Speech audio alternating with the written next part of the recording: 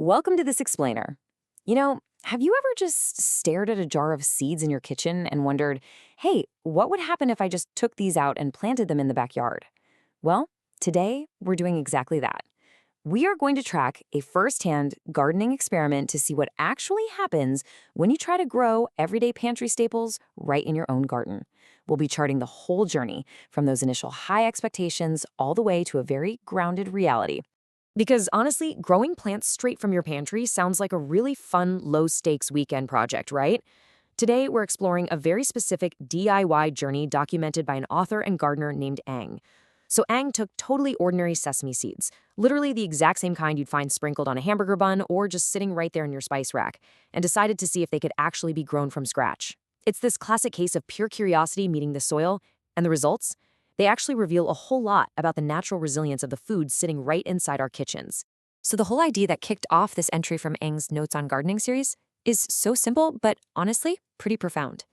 We're talking about taking something totally packaged for consumption and returning it to its raw biological roots. This sesame seed experiment is literally about that transition from a dusty pantry shelf straight to the garden bed. And it really proves that getting into gardening doesn't always mean you need expensive trips to the nursery. Sometimes the biological potential for your very next big project is just sitting dormant in a kitchen cabinet, waiting to be unlocked. Now, the sesame plant, or sesamum-indicum if we want to get scientific for a second, is actually an annual plant species. And what really stands out about this experiment is just how incredibly accessible the whole process was. Grown directly from those cheap, readily available pantry seeds, the plants didn't just sprout. They successfully matured and actually produced their own seeds. It's wild. It practically demonstrates the entire life cycle of an annual plant happening right in a home garden, proving that those tiny culinary staples still hold a massive amount of life force inside them. But of course, this immediately brings up a classic expectation versus reality scenario. On one hand, you have a major pro. The sesame plants were actually pretty easy to grow right from the get-go.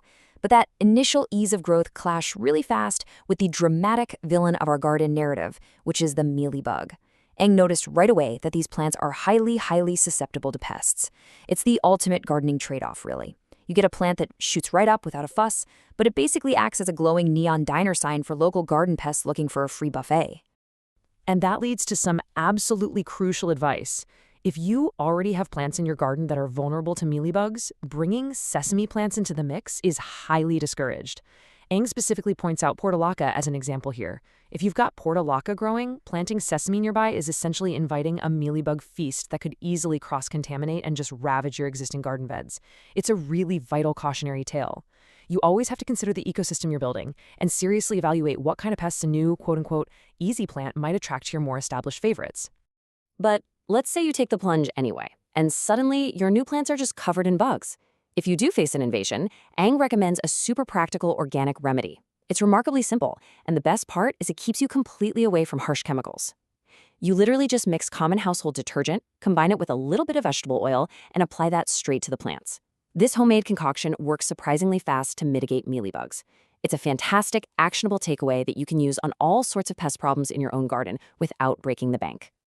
Okay, but here is a massive plot twist in our story. Despite knowing exactly how to make this quick organic pesticide, Ang decided to run a true experiment. Instead of spraying the plants and fighting these mealybugs tooth and nail, Ang just took a completely hands-off approach. They decided to step back and just let nature take its course. And surprisingly, the sesame plants managed to survive entirely on their own. It really goes to show that sometimes plants just have way more natural resilience and a stronger will to live than we give them credit for.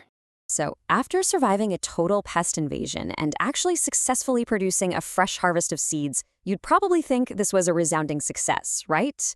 The natural resilience of the plant was proven beyond a doubt.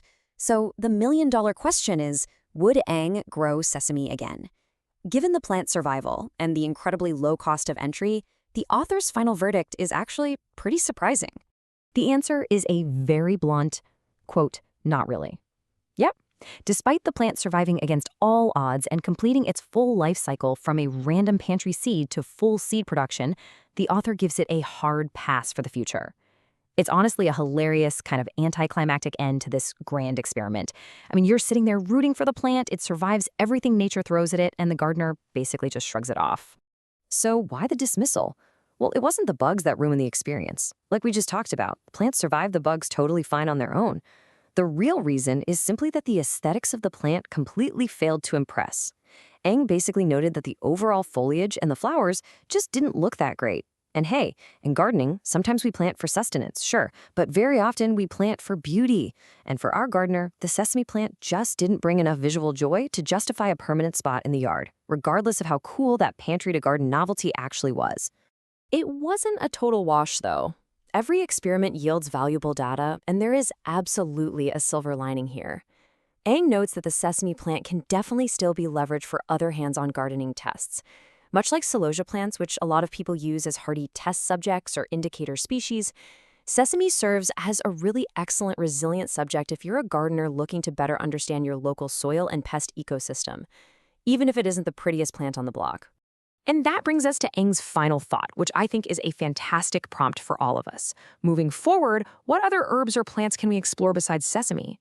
This whole journey really proves that everyday items sitting right there in our kitchens are actually dormant pockets of life, just waiting for a little bit of soil and water. It really leaves you wondering, right?